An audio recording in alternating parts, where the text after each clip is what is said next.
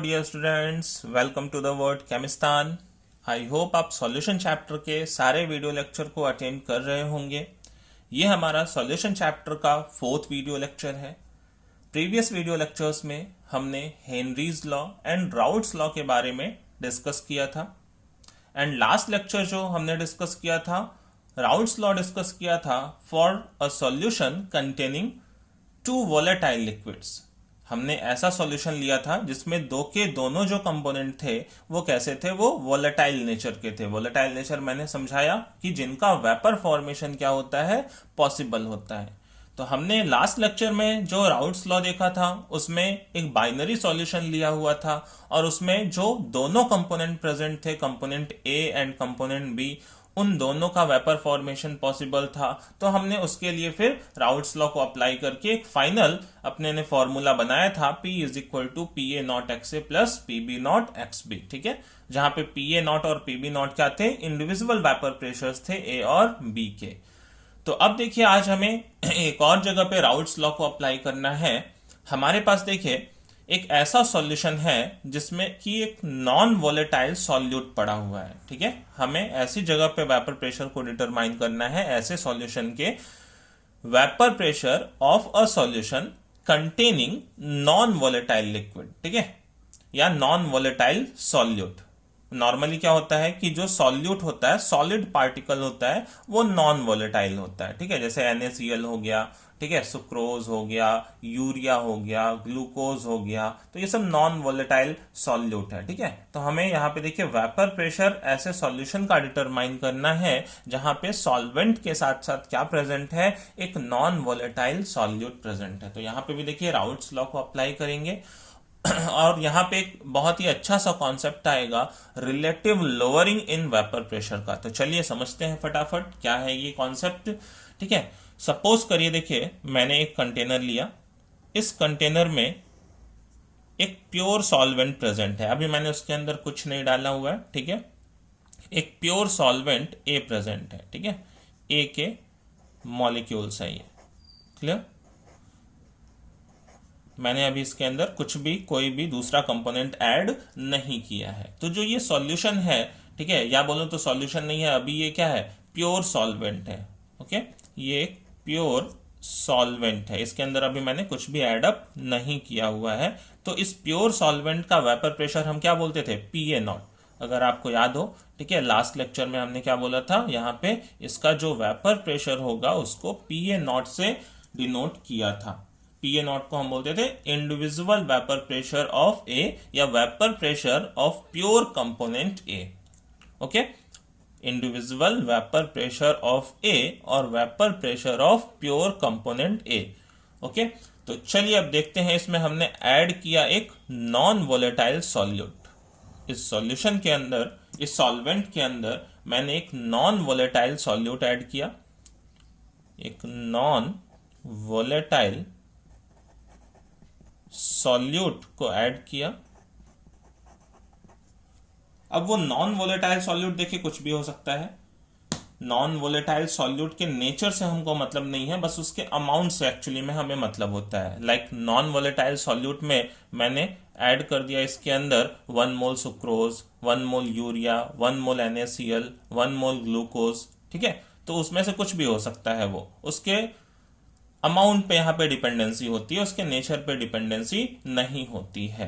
तो हमने ऐड किया यहाँ पे either sucrose, for example sucrose add किया, या ग्लूकोज ऐड किया, ओके, या हमने NaCl सोडियम क्लोराइड ऐड किया, या हमने यूरिया ऐड किया। ये सब नॉर्मल एग्जांपल्स हैं, नॉर्मली हमारे क्वेश्चंस में इन सबको ही दिया जाता है। ठीक है, सुक्रोज है, ग्लूकोज है, यूरिया है।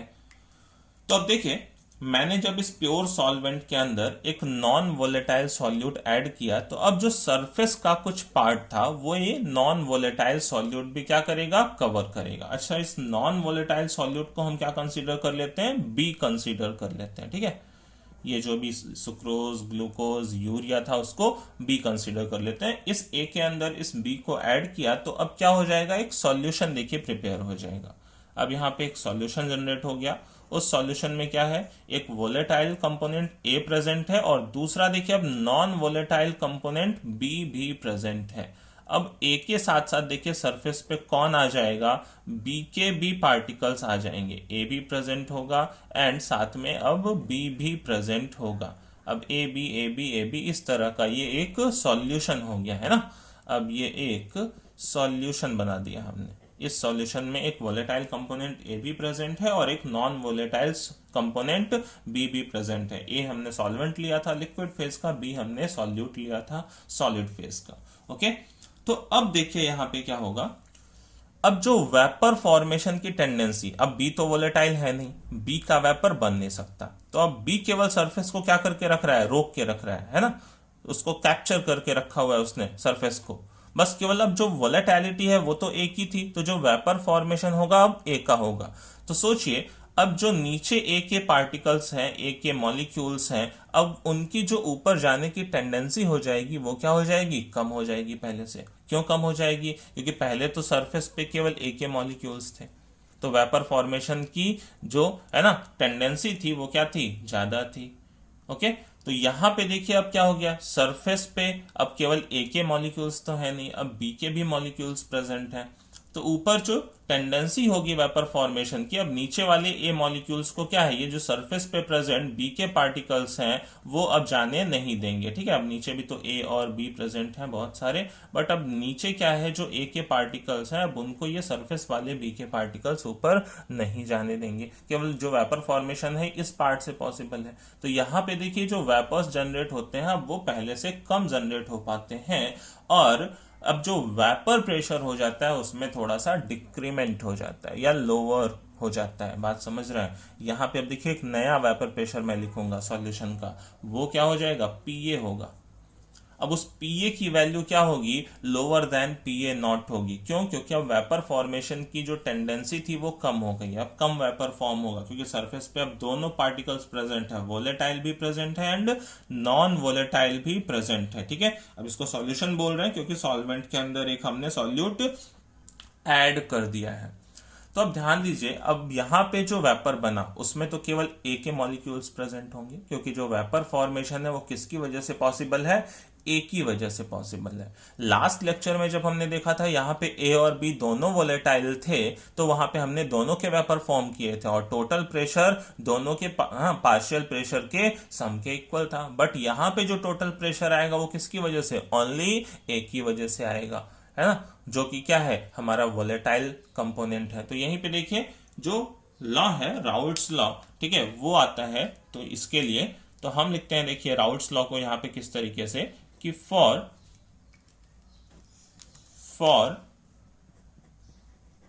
Any solution the partial vapour pressure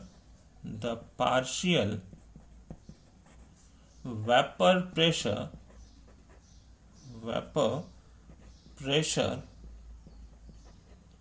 of each volatile component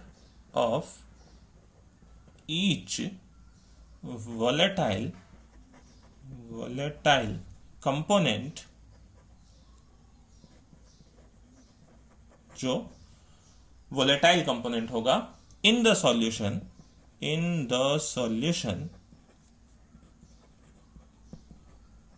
is directly proportional to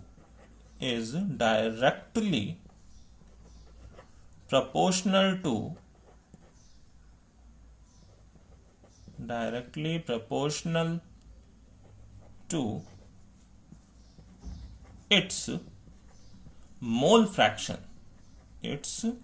mole fraction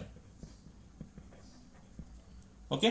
तो देखिए यही सेम लॉ एक्चुअली में हमने प्रीवियस उसमें भी लगाया था, जब दोनों वोलेटाइल कंपोनेंट प्रेजेंट है वहां पे भी हमने लिखा था कि पीए की वैल्यू किसके इक्वल होगी, एक्सए के इक्वल होगी, एंड पीए की वैल्यू एक्सए के डायरेक्टली प्रोपोर्शनल होगी एंड पीबी की वैल्यू एक्सबी के डायरेक्टली प्रोपोर्शनल होगी। बट वहां पे क्या थे, दोनों जो कंपोनेंट्स थे वो वोलेटाइल थे। ठीक है, अभी यहाँ पे क्या है, जो कंपोनेंट ए है केवल वही वोलेटाइल है। तो अब सपोज करिए ए का यहाँ पे हमने मोल फ्रैक्शन कितना लिया हुआ है, एक्स से लिया हुआ है। ठीक है, बी के मोल फ्रैक्शन से अभी हमें यहाँ पे कोई मतलब है नहीं, क्योंकि जो हमें वेपर प्रेशर अभी कैलकुलेट करना है वो क्या कैलकुलेट करना है, ए का कैलकुलेट करना है। ओके तो देखिए हम यहाँ पे कहते हैं कि क्या हो जाएगा, for any solution the partial vapour pressure of each volatile component, क्योंकि अब जो वेपर प्रेशर बनेगा वो वोलेटाइल कंपोनेंट का ही बनेगा, in the solution is directly proportional to its mole fraction in the solution. जो मोल फ्रैक्शन उसका होगा किसके अंदर, इस सॉल्यूशन के अंदर होगा, वो हमने एक्स से कंसीडर कर लिया। तो क्या हो जाएगा, जो पीए की वैल्यू हो जाएगी वो डायरेक्टली प्रोपोर्शनल है, ठीक है, एक्स से के। तो देखिए ये प्रोपोर्शनैलिटी कांस्टेंट को हटाया था तो हमने लास्ट टर्म पे क्या लिया था, प्रोपोर्शनैलिटी कांस्टेंट, प्रोपोर्शनैलिटी को हटा के proportionality constant, P A is equal to PA naught x से, ये क्या था। अब देखिए यहां पे जो टोटल सॉल्यूशन का वेपर प्रेशर होगा वो भी तो इसी के इक्वल होगा, क्योंकि वो जो वेपर बन रहा है वो तो ओनली एक ही वजह से बन रहा है। तो अब मैं क्या ऐसा बोल सकता हूं कि vapour pressure of the solution, vapour pressure of the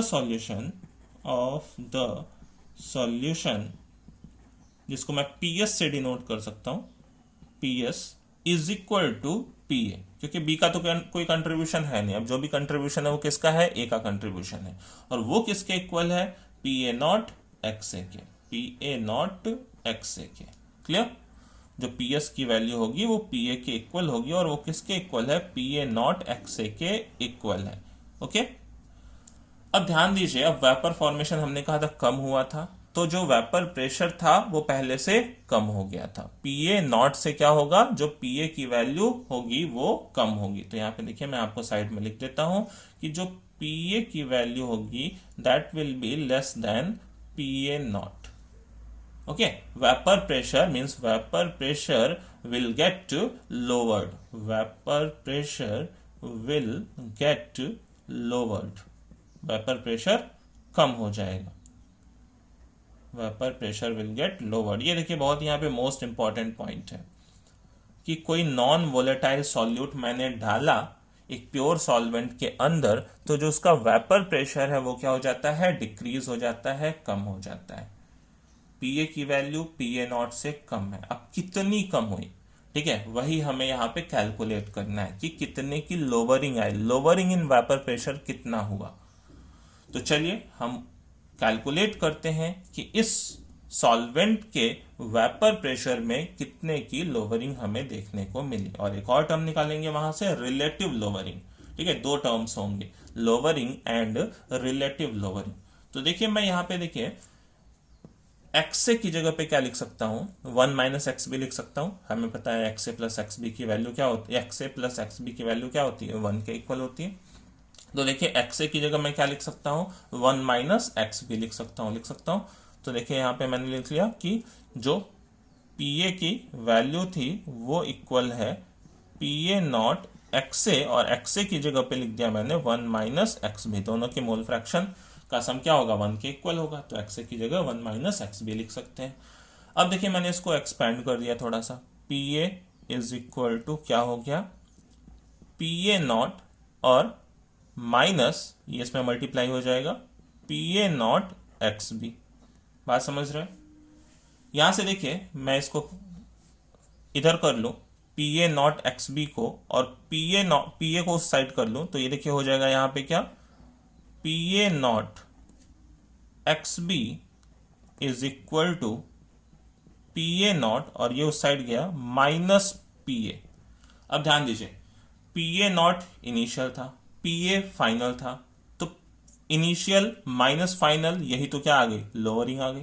PA not initial vapour pressure था, पीए क्या था, वेपर प्रेशर ऑफ सॉल्यूशन था, तो लोअरिंग कितने की आई, पीए नॉट माइनस पीए की। तो ये वाला जो टर्म है ये किसको रिप्रेजेंट कर रहा है, लोअरिंग इन वेपर प्रेशर को रिप्रेजेंट कर रहा है। ठीक है, सो लोअरिंग इन वेपर प्रेशर की अगर मैं बात करूं, लोअरिंग इन, सो इधर मैं लिखता हूं, सो लोअरिंग इन वेपर प्रेशर वो क्या है, पीए नॉट माइनस पीए की वैल्यू किसके इक्वल है, पीए नॉट एक्स बी के इक्वल है। ओके, ये देखिए इसको ध्यान रखिएगा, PA naught minus PA, lowering in vapour pressure की वैल्यू किसके इक्वल है, पीए नॉट एक्स बी के इक्वल है। अब देखिए यहाँ पे एक काम और कर सकते हैं, ये पी ए नॉट को अगर मैं इधर डिनोमिनेटर में ले लूँ, पी ए नॉट को मैंने डिनोमिनेटर में लिया, तो देखिए किस तरीके से एक्सप्रेशन लिख सकते हैं कि P A naught minus P A divided by P A naught is equal to x B. अब देखिए इस पूरे टर्म को हम क्या बोलते हैं, relative lowering in vapour pressure. अगर आपको याद हो तो रिलेटिव चीजें कैसे निकाली जाती हैं, डिफरेंस लेके इनिशियल अमाउंट से डिवाइड कर दें, है ना, initial minus final divided by initial, उसी को बोलते हैं रिलेटिव वैल्यूज। तो यहां पे भी देखिए हमने क्या लिया, P A naught minus P A divided by P A not, तो ये मैंने डिफरेंस लिया ऊपर कि initial vapour pressure minus final vapour pressure, तो वो डिफरेंस आ गया, फिर डिवाइड कर दिया मैंने इनिशियल वेपर प्रेशर से, तो देखिए इसको ही बोलते हैं relative lowering in vapour pressure, short में इसको RLVP बोलते हैं हम लोग। ओके, तो इस पूरे टर्म को आप ध्यान रखिए, ये जो पूरा टर्म है ये एज अ फॉर्मूला बहुत ही ज्यादा इंपॉर्टेंट है, और ये जो पूरा टर्म हमने P A naught minus P A divided by P A not बना रखा है, इस पूरे टर्म को, ओके, इस पूरे टर्म को मैं सर्कल कर रहा हूं, इस पूरे टर्म को क्या बोलते हैं, relative lowering in vapour pressure, ठीक है, शॉर्ट में अगर आपको बोलना है तो RLVP बोल सकते हैं, relative lowering in vapour pressure. तो चलिए मैं आपको एक बार वापस से एक्सप्लेन कर देता हूं।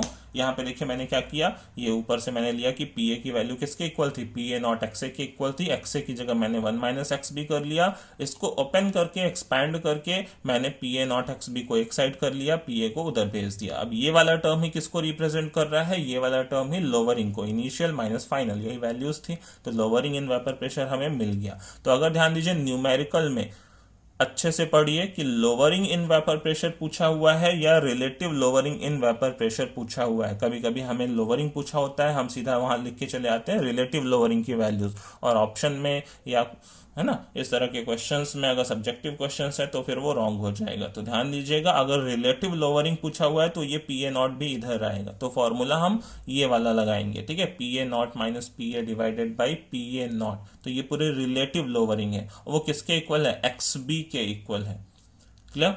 जबकि यहाँ पे अगर मुझे लोअरिंग निकालनी है ओनली तो पी ए नॉट उस साइड पे रहेगा।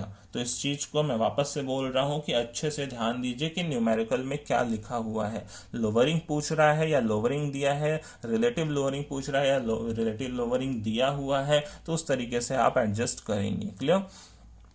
अब यहाँ पे देखिए, अब अगर मैं इस टर्म की बात करूं पूरी, ये बहुत ही इंपॉर्टेंट टर्म होता है और आगे चल के इसको हम कॉलिगेटिव प्रॉपर्टी भी बोलते हैं। ये जो relative lowering in vapour pressure है, इसको हम एक कॉलिगेटिव प्रॉपर्टी सीपी, ठीक है, इस चैप्टर में आगे हमें कॉलिगेटिव प्रॉपर्टीज के बारे में ही पढ़ना और सबसे ज्यादा इंपॉर्टेंट टॉपिक्स वही होते हैं। तो यहाँ पे देखिए जो relative lowering in vapour pressure है वो किस पे डिपेंड कर रहा है, वो मोल फ्रैक्शन ऑफ सॉल्यूट पे डिपेंड कर रहा है। तो उन्हीं को देखिए कॉलिगेटिव प्रॉपर्टीज बोलते हैं, सॉल्यूशन की ऐसी प्रॉपर्टीज जो कि किस पे डिपेंड करती हैं, only number of particles of solute पे डिपेंड करती हैं। सॉल्यूशन की ऐसी प्रॉपर्टीज, मैं वापस से रिपीट कर रहा हूं, सॉल्यूशन की ऐसी प्रॉपर्टीज जो केवल number of particle of solute पे डिपेंड करती हैं। यहाँ पे देखिए किसका मोल फ्रैक्शन है, ये मोल फ्रैक्शन एक्स बी किसका है, सॉल्यूट का है ना। तो ये मोल फ्रैक्शन सॉल्यूट पे ही तो केवल डिपेंडेंसी है, मतलब इस पूरे टर्म की जो डिपेंडेंसी है वो number of particles of solute पे डिपेंड कर रहा है। मोल फ्रैक्शन ऑफ सॉल्यूट का मतलब क्या है, मोल फ्रैक्शन कम होगा तो नंबर ऑफ पार्टिकल्स कम होंगे, मोल फ्रैक्शन ज्यादा होगा तो नंबर ऑफ पार्टिकल्स भी ज्यादा होंगे। तो इस पूरे टर्म की जो डिपेंडेंसी है वो number of particle of solute पे डिपेंड कर रही है, इसको ही हम क्या बोलते हैं, कॉलिगेटिव प्रॉपर्टी बोलते हैं। ऐसी और भी कॉलिगेटिव प्रॉपर्टीज हमें पढ़ने हैं, टोटल 4 चैप्टर में हमारे पास कॉलिगेटिव प्रॉपर्टीज हैं, बट ये हमने एक तरीके से पहली कॉलिगेटिव प्रॉपर्टी पढ़ ली है, ठीक है। हमने हेडिंग तो नहीं स्टार्ट किया कॉलिगेटिव प्रॉपर्टी का, बट ये जो प्रॉपर्टी है ये ऑलरेडी क्या है, एक कॉलिगेटिव प्रॉपर्टी है, तो इसलिए मैं आपको पहले ही बता रहा हूं, ठीक है। नेक्स्ट वीडियो लेक्चर्स में हम कॉलिगेटिव प्रॉपर्टी पे आने वाले हैं। अब यहां पे देखिए ये जो टर्म है ये कॉलिगेटिव प्रॉपर्टी नहीं बोलेंगे। कोई हमसे पूछे क्या वेपर प्रेशर कॉलिगेटिव प्रॉपर्टी है, तो नहीं, ठीक है। क्या lowering in vapour pressure colligative property है, तो नहीं, क्योंकि यहाँ पे पी ए नॉट भी आ रहा है। है ना। क्या relative lowering in vapour pressure colligative property है? तो yes, clear. Lowering in vapour pressure, relative lowering in vapour pressure में lowering in vapour pressure colligative property नहीं है, relative lowering in vapour pressure ही कॉलिगेटिव प्रॉपर्टी है। Okay, और केवल vapour pressure पूछे तो वो भी कॉलिगेटिव प्रॉपर्टी नहीं है। कॉलिगेटिव प्रॉपर्टीज क्या होती हैं? जो number of particle of solute पे डिपेंड करती हैं। जैसे यहाँ पे ये XB का टर्म आ रहा है, तो XB के लिए भी मैं लिख देता हूँ। XB यहाँ पे क्या था भाई, सबको पता है वो तो, कि ये जो XB था ये मोल फ्रैक्शन ऑफ सॉल्यूट था। ये मोल फ्रैक्शन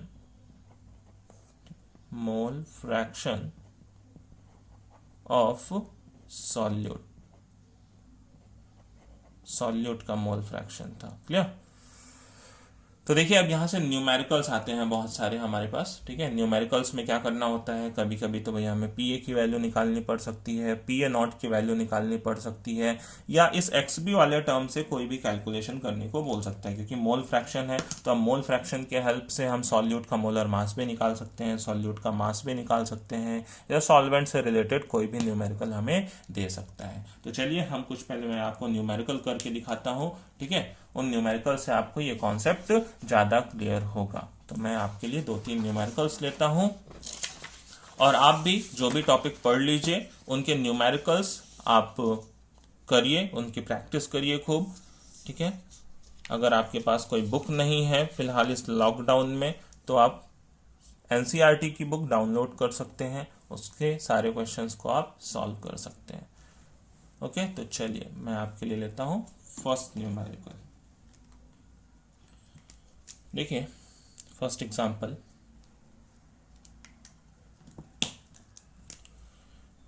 एग्जाम्पल 1 लेते हैं। मैं आपको एक फिगर के फॉर्म में पूरा क्वेश्चन समझा देता हूं। देखिए मैंने पहले एक प्योर बेंजीन का सॉल्वेंट लिया। ठीक है, ये प्योर बेंजीन लिया, यहाँ पे प्योर बेंजीन। अभी इसमें कोई भी सॉल्यूट एडेड नहीं है, और बेंजीन भी क्या है, वोलेटाइल। कितना लिया? 39 ग्राम। ओके, इसका वेट भी दिया हुआ है कि 39 ग्राम हमने प्योर बेंजीन लिया हुआ है, जिसका कि वेपर प्रेशर क्या था, 0.85 बार था। अब इसके अंदर हमने एक नॉन वोलेटाइल सॉल्यूट ऐड किया, वो क्या है हमें नहीं पता। ठीक है, उससे मतलब भी नहीं है फिलहाल तो इस क्वेश्चन में। नॉन वोलेटाइल सॉल्यूट लिया, कितना लिया, 0.5 ग्राम लिया। अब इस नॉन वोलेटाइल सॉल्यूट का हमसे पूछ रहा है कि मोलर मास कितना होगा। हमें क्वेश्चन में क्या बताना है कि ये जो नॉन वोलेटाइल सॉल्यूट है इसका मोलर मास कितना रहा होगा। ठीक है, अब यहाँ पे पता नहीं है हमें नॉन वोलेटाइल सॉल्यूट, तो वैसे भी मोलर मास हमें वहाँ पे निकालना होगा। तो ध्यान दीजिए, ये एक हमने क्या लिया, प्योर सॉल्वेंट लिया, उसके अंदर एक नॉन वोलेटाइल सॉल्यूट डाला, तो इससे क्या जनरेट होगा, एक सॉल्यूशन जनरेट होगा जिसमें एक कंपोनेंट वोलेटाइल है, दूसरा कंपोनेंट नॉन वोलेटाइल है। तो वेपर प्रेशर में क्या आ जाएगी, लोअरिंग आ जाएगी। अब कितनी लोअरिंग आई वो भी हमें दिया है क्वेश्चन में। वेपर प्रेशर फाइनल जो हो गया वो कितना हो गया, हमें ऑब्वियस सी बात है ये तो पता है कि घट ही जाएगा, तो कम होके कितना देखिए दिया हुआ है क्वेश्चन में, 0.845 दिया हुआ है। ये क्वेश्चन है हमारा कि हमने एक प्योर सॉल्वेंट लिया जिसका वेपर प्रेशर इतना है, उसमें नॉन वोलेटाइल सॉल्यूट डाला, वेपर प्रेशर लोअर हो गया, कितना हो गया, इतना हो गया, दोनों के मास गिवन है, तो हमें मोलर मास ऑफ सॉल्यूट बताना है। बात समझ गए? ओके, तो चलिए अब ये देखिए जो वैल्यू थी ये क्या है हमारे पास, ये वैल्यू कौन सी है, vapour pressure of pure solvent. तो इसको हम क्या मानेंगे, ये क्या है, यही है PA not, vapour pressure of pure solvent. और ये वाली जो वैल्यू है ये वेपर प्रेशर ऑफ सॉल्यूशन है जो कि कम वाली वैल्यू है, तो ये कौन सी होती है, PA। ये बात समझ रहे हैं, प्योर सॉल्वेंट वाला PA नॉट है, सॉल्यूशन वाला PA है। तो देखिए हम यहाँ पे अप्लाई करते हैं अपना फॉर्मूला। हमने क्या पढ़ा कि जो PA not minus PA divided by PA not, ये जो relative lowering in vapour pressure होगा वो किसके इक्वल होगा, XB के इक्वल होगा। बात समझ गए, ये रख दिया यहाँ पे। तो अब देखिए यहाँ पे क्या करते हैं, ये सब टर्म्स तो पता है। इस मोल फ्रैक्शन वाले टर्म को हमें क्या करना है, एक्सपैंड करना है। तो देखिए यहाँ पे रखा हमने कितना, P A naught 0.85 minus P A 0.845 divided by P A naught की वैल्यू थी 0.85 is equal to x B. X B क्या है, मोल फ्रैक्शन ऑफ सॉल्यूट। ध्यान दीजिए, मोल फ्रैक्शन ऑफ सॉल्यूट मतलब सॉल्यूट का mole N B divided by total mole N B plus N A. ठीक है, ए है क्या, मोल ऑफ सॉल्वेंट, ये N A mole of solvent. अब देखिए यहाँ पे क्या कर सकता हूं मैं, ये 0.5 ग्राम नॉन वोलेटाइल सॉल्यूट लिया हुआ है और जबकि 39 ग्राम प्योर सॉल्वेंट लिया है, तो क्या मैं कैलकुलेशन को इजी बनाने के लिए इस एनबी को निग्लेक्ट कर सकता हूं? कर सकता हूं, बिल्कुल कर सकता हूं, क्योंकि इसके नंबर ऑफ मोल्स काफ़ी कम आने वाले हैं, इसके नंबर ऑफ मोल्स ज़्यादा हैं। तो इस ज़्यादा वाले मोल में थोड़ा सा और मोल जोड़ने का कोई बहुत ज़्यादा फर्क नहीं पड़ेगा। तो कैलकुलेशन को देखिए इजी बनाने के लिए कभी कभी हमें ऐसा करना पड़ता है। ठीक है, तो इस एनबी वाले टर्म को हम क्या कर दे रहे हैं, यहाँ से निग्लेक्ट कर दे रहे हैं। तो इस एनबी वाले टर्म को निग्लेक्ट कर देंगे तो ओनली यहाँ पे क्या बचेगा, N B divided by N A की वैल्यू बचेगी। ओके, अब देखिए यहाँ से क्या हो जाएगा, इस N B by N A की वैल्यू को मैं कैसे लिख सकता हूँ, मोल ऑफ सॉल्यूट, उसका mass divided by molar mass. अब उसका मास कितना गिवन था सॉल्यूट का, 0.5, 0.5 डिवाइडेड बाई मोलर मास हमें नहीं पता है कितना है, मोलर मास को एम मान लिया। क्लियर, डिवाइड किया मोल ऑफ सॉल्वेंट, सॉल्वेंट कौन था, बेंजीन था। बेंजीन क्या होता है, C6H6, benzene C6H6। Molar mass इसका कितना होता है, 12, 72, 72 और प्लस 6, 78। इसका मोलर मास कितना आएगा, 78 आएगा। इसलिए देखिए इतने सुटेबल वैल्यू ली हुई थी 39 की, डिवाइड करो 78 है ना, तो क्या हो जाए, इजिली कैंसिल हो जाए। तो मास कितना हो गया, इसका मोल निकालना है, मास कितना हो गया 39 ग्राम, मोलर मास कितना हो गया 78। तो ये देखिए कट होगी, कितना हो जाएगा, नीचे बचेगा ये 2 और 2 ऊपर जाएगा तो 0.5 में मल्टीप्लाई होगा तो कितनी वैल्यू हो जाएगी, 1 हो जाएगी। ठीक है, तो 1 बाई एम की वैल्यू किसके इक्वल है, इसके इक्वल है। बात को समझ रहे हैं, तो यहां से देखिए जो वैल्यू है 0.85 माइनस 0.845, क्लियर है, और डिवाइडेड बाई 0.85। ओके, तो यहां से देखिए ये वैल्यू जो है मैं माइनस करके लिख सकता हूँ, 10 में से 5 गया 5, ठीक है। अब यहाँ पे बचेगा 4, तो ये 4 में से 4 गया 0, 8 में से 8 गया 0, 0.005 divided by 0.85 is equal to, देखिए कितना है इधर से बचा था, 2 इंटू 0.5 1 और डिवाइडेड बाई एम। बात समझ गए। अब यहाँ से देखिए हम कैलकुलेट कर सकते हैं कितनी वैल्यू आएगी। ये देखिए आपका, अगर मैं कट कर दूं यहाँ से, ठीक है, तो m की वैल्यू कितनी हो जाएगी, 17, 5 × 85 है ना। तो ये देखिए पूरा पूरा टर्म जा रहा है 17 टाइम, और ये पॉइंट को हटाऊंगा तो कितना हो जाएगा 170 है ना, तो हो जाएगा 170 ग्राम पर मोल। ये हो गया अपना, निकल गया उस सॉल्यूट का मोलर मास। आई होप आप क्वेश्चन को समझ गए होंगे। इसी तरीके से देखिए सिंपल क्वेश्चंस नॉर्मल फ्रेम होते हैं।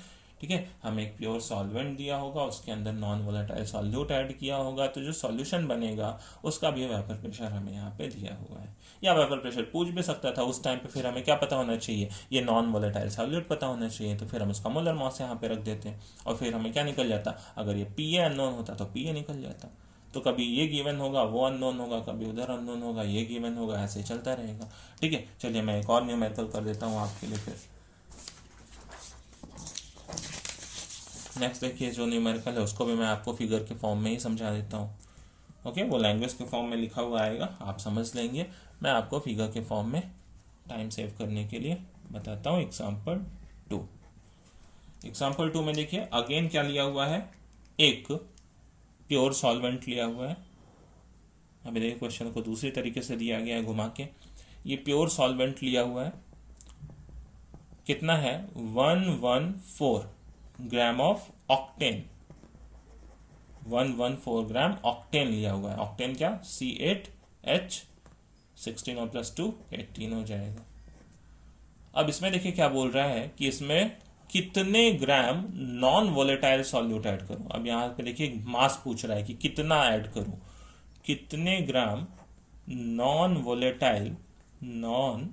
वोलेटाइल सॉल्यूट ऐड करो, जिसका कि मोलर मास हमें पता है, मोलर मास सॉल्यूट का पता है 40 है, कि जो सॉल्यूशन बने उसका vapour pressure is reduced to 80%। मतलब ध्यान दीजिएगा लैंग्वेज को, इनिशियल वेपर प्रेशर जो भी रहा हो वो घट के अपने 80% पे आ जाए। रिड्यूस टू 80% है, रिड्यूस बाई 80% नहीं है, रिड्यूस टू 80%। मतलब 100 लिया हो तो बाद में कितना हो जाना चाहिए, 80 हो जाना चाहिए। या देखिए इसी लैंग्वेज को मैं ऐसे भी लिख सकता था, और एक और लैंग्वेज में इसको लिख सकता था। क्लियर है? Vapour pressure is reduced by 20%। अब बाई का मतलब उतने से घट गया, तो 100 लिया तो 20 से घट गया तो भी क्या आएगा, 80 आएगा। ये दोनों लैंग्वेज एक ही है, बात समझ रहे हैं? Vapour pressure is reduced to 80% या vapour pressure is reduced by 20%, ये दोनों एक ही चीजें हैं। 100 लिया है तो फाइनली कितना हो जाएगा, 80 हो जाएगा। बात क्लियर है? रिड्यूस टू 80 का मतलब 100 से 80 हो गया, रिड्यूस बाई 20 का मतलब 100 में से 20 चला गया और 80 बचा। ओके, तो चलिए अब क्वेश्चन को सॉल्व करते हैं। इस टर्म को अच्छे से ध्यान दीजिएगा, न्यूमेरिकल्स में इस तरीके के टर्म का यूज किया जाता है कि रिड्यूस टू, रिड्यूस बाई। अब देखिए वापस से हमने क्या किया, वही फॉर्मूला अप्लाई किया। क्या है हमारे पास, P A naught minus P A divided by P A naught is equal to x B.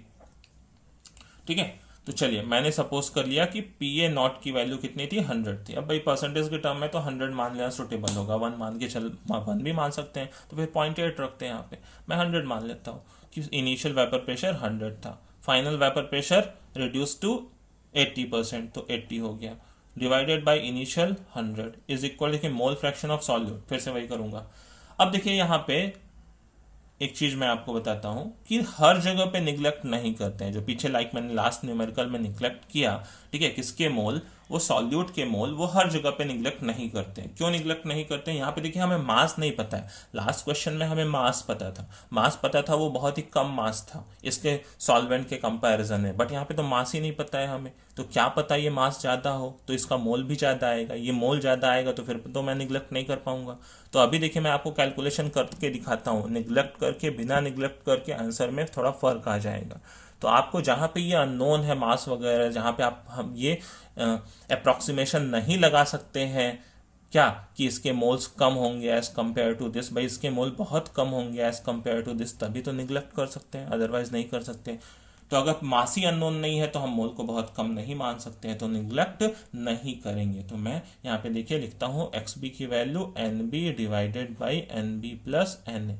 इस एन बी को अभी मैं निग्लेक्ट नहीं कर रहा हूँ यहाँ से, क्योंकि मास नोन नहीं है, तो हम कोई अप्रोक्सीमेशन नहीं दे सकते कि इसकी वैल्यू उससे बहुत छोटी होगी। ठीक है, बात समझ रहे हैं? तो देखिए अब यहां से मैं क्या कहता हूं, ये हो जाएगा, देखिए कितना, ये हो जाएगा 100 माइनस 80, 20 डिवाइडेड बाई 100, 1/5 लिख सकता हूं इसको मैं, 1/5 is equal to N B divided by N B. अभी एन बी को मैं वैसे ही लिखता हूं, एन ए देखिए कितना हो जाएगा, मोल of solvent. Mole of solvent देखिए निकालना है तो इसका मास लूंगा, मास कितना है 114 ग्राम, और इसका मोलर मास कितना है 12 8 जा 96, 96 प्लस 18। अच्छा इसका मोलर मास भी तो देखिए कितना आ गया, 114 ही आ गया। ठीक है, तो 114 डिवाइडेड बाई 114, इसके मोल कितने आ गए, मोल तो इसका 1 आ गया। तो यहाँ पे क्या मैं क्या लिख सकता हूँ, 1 लिख सकता हूँ। तो यहां से देखिए मैं एनबी की वैल्यू कैलकुलेट कर लूँ, इसको इधर मल्टीप्लाई में भेज दूं, तो N B plus 1 is equal to 5 N B. तो यहां से देखिए इसको इधर लेके आओ 4 एनबी, या एनबी की वैल्यू क्या हो जाएगी, एनबी की वैल्यू हो जाएगी 1/4, ये अभी मोल आ गया। अब मोल से हम क्या मास निकाल सकते हैं, क्योंकि मोलर मास दिया हुआ है, तो मोल इज इक्वल टू क्या होता है, mass divided by molar mass, है ना। मोल को मैं क्या लिख सकता हूँ, मास डिवाइडेड बाई, मोल की जगह पे mass divided by molar mass. Molar mass कितना था, 40 था इज इक्वल टू 1/4। तो यहां से देखिए मास कितना आ गया, 10 ग्राम, मास आ गया इज इक्वल टू 10 ग्राम। ठीक है, ये देखिए मैंने जब एनबी को निगलेक्ट नहीं किया, अब देखिए मैं आपको दिखाता हूँ वैल्यू में फर्क देखिए। अगर मैंने सपोज करिए एनबी को निगलेक्ट कर दिया होता, ध्यान दीजिए, अगर मैंने एनबी को निगलेक्ट कर दिया होता तो फिर बचता क्या, एनबी बाई एन ए, मतलब यहाँ पे होता क्या, एनबी बाई 1। तो यहाँ पे क्या आता है, एनबी की वैल्यू 1/5 ही रहती है, और अगर ये 1/5 रहता तो 1/5 के ऊपर 40 जाता तो ये आंसर कितना आ जाता आपका, 8 ग्राम आ जाता। बात को समझ रहे हैं? अगर यहाँ पे मैंने इस एनबी को निगलेक्ट कर दिया होता तो एनबी की वैल्यू तो यहीं से 1/5 आ जाती, और 1/5 में यहाँ पे रखता तो ये जो 40 ऊपर जाता तो आंसर कितना आ जाता, 8 ग्राम। तो यहाँ पे निगलेक्ट करना हमें भारी पड़ सकता है ना। क्लियर है? तो ऐसे क्वेश्चन में निगलेक्ट नहीं करेंगे जहाँ पे ये मास गिवन नहीं है, तो हमें मोल का आइडिया नहीं लग रहा है। ओके, चलिए मैं आपके लिए एक और क्वेश्चन करता हूँ, लास्ट क्वेश्चन, फिर इस वीडियो लेक्चर को ख़त्म करते हैं। यहीं पे एक और क्वेश्चन करता हूँ आपके लिए, एग्जाम्पल 3। बहुत ही अच्छा क्वेश्चन है, क्वेश्चन को काफ़ी अच्छे से फ्रेम किया गया है। यहाँ पे देखिए एग्जाम्पल 3 को ध्यान दीजिए, एग्जाम्पल 3। एक लाइन का क्वेश्चन है, मैं आपके लिए लिख देता हूं कि लोअरिंग इन, देखिए लोअरिंग दी हुई है, सॉरी लोअरिंग पूछ ही रहा है, lowering of vapour pressure due to a solute in 1 molal समझते होंगे, जिसकी मोलैलिटी क्या हो, 1 हो, 1 molal aqueous solution at 100 degree Celsius is. ये पूछ रहा है हमसे। ऑप्शंस भी आगे गिवन है, 13.44 mm of Hg, B option है हमारे पास 14.12 mm of Hg, C option है हमारे पास 31.2 mm ऑफ Hg, प्रेशर की यूनिट मिलीमीटर मरकरी सबको पता होगी, 35.2 mm ऑफ Hg। एक एटीएम में कितने mm Hg होता है, 760, है ना। तो देखिए यहाँ पे एक छोटा सा क्वेश्चन है, बट काफ़ी टिपिकल सा क्वेश्चन है, नॉर्मली बच्चे इसको कर नहीं पाते हैं।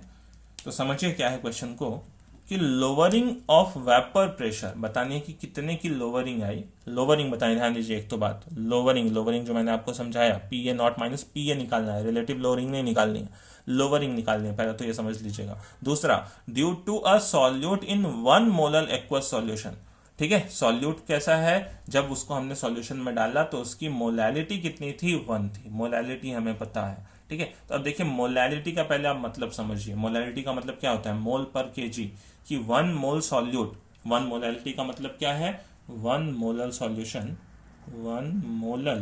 सॉल्यूशन का मतलब है कि मोलैलिटी 1 हो, है ना। 1 मोलैलिटी का मतलब क्या है, कि 1 मोल सॉल्यूट प्रेजेंट होगा, मोलैलिटी का यही मतलब होता है मोल पर केजी, 1 मोल सॉल्यूट प्रेजेंट होगा पर किलोग्राम ऑफ सॉल्वेंट, यही मोलैलिटी का मतलब होता है, मोल पर केजी। अब देखिए अगर मुझे यहाँ पे पर केजी सॉल्वेंट है तो उससे सॉल्वेंट का मोल मिल सकता है, मतलब अगर मेरे पास क्या है, ये सॉल्यूट का मोल तो पहले से पता है, मतलब मुझे एन बी पता है, एन बी की वैल्यू कितनी है, 1 है, वो तो मुझे पता है कि 1 मोलल तो 1 मोल सॉल्यूट होगा, बट कितने के अंदर, पर केजी सॉल्वेंट के अंदर। तो अब देखिए सॉल्वेंट का भी मैं मोल निकाल सकता हूँ, एन ए, पर केजी का मतलब क्या है, 1000 ग्राम, है ना, और 1000 ग्राम में वाटर के मोलर मास 18 से डिवाइड कर दूं, क्योंकि एक्वस सॉल्यूशन लिया हुआ था, मतलब वाटर है सॉल्वेंट, और वाटर है सॉल्वेंट तो वाटर का मोल निकालने के लिए उसका mass divided by molar mass कर सकता हूँ। मास कितना था, पर केजी था, पर केजी मतलब 1000 ग्राम था, मोलर मास 18 था, तो ओवरऑल देखिए वैल्यू कितनी आती है, ये तो हमें याद भी रहती है, 55.55। क्लियर है? तो यहां से देखिए हमारा क्या मिल गया, ये एनबी की वैल्यू मिल गई, सॉरी एनए की वैल्यू मिल गई, NB1 और एनए 55.55। बात समझ गए, पहला ये टर्म। दूसरा देखिए बहुत ही इंपॉर्टेंट कॉन्सेप्ट है, यहाँ पे टेम्परेचर दिया हुआ है, ठीक है। कभी कभी तो नॉर्मल क्वेश्चंस में ऐसा होता है टेम्परेचर ऐसे ही दे देता है बिना काम का, लेकिन यहाँ टेम्परेचर बहुत काम का है, ठीक है, क्योंकि जो सॉल्यूशन है वो कितने पे प्रेजेंट है, 100 डिग्री सेल्सियस पे प्रेजेंट है। हमें देखिए कहीं पे भी लोअरिंग पूछा तो है सॉल्यूशन वेपर प्रेशर का, ठीक है, बट हमें कहीं पे भी क्वेश्चन में पीए नॉट की वैल्यू नहीं गिवन है। अब वो पीए नॉट कितना होगा यही देखिए इस टेम्परेचर से हमें पता चलेगा। ये टेम्परेचर है 100 डिग्री सेल्सियस, और 100 डिग्री सेल्सियस नॉर्मली क्या होता है, वाटर का बॉइलिंग पॉइंट होता है कि नहीं होता है। और उस टाइम पे अगर वाटर अपने बॉइलिंग पॉइंट पे प्रेजेंट होगा, सपोज करिए केवल वाटर जब मैंने लिया होगा 100 डिग्री सेल्सियस पे, तो बॉइलिंग पॉइंट क्या होता है, जब लिक्विड का वेपर प्रेशर किसके इक्वल पहुंचता है, एटमॉस्फेरिक प्रेशर पे पहुंचता है।